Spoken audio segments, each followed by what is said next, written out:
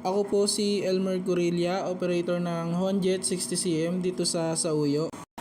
Ito po ang printer head. Ang huling palit po nito ay noong September. Ito naman ang capping na may 95% good condition. Head clean.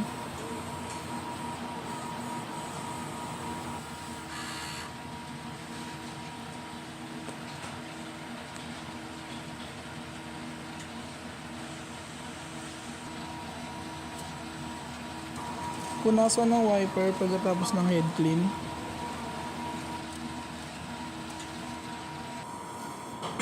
Nozzle test.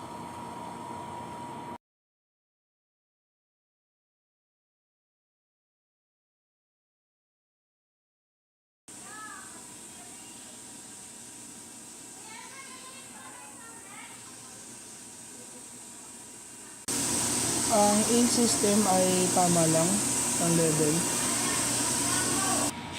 Ito naman ang ABR. Ito po ang ground wire. Ang waste tank ay na-dispose last week. Ito po ang unused stocks. Ito po ang mga use ink. Ito po yung monthly maintenance checklist ng DTF2.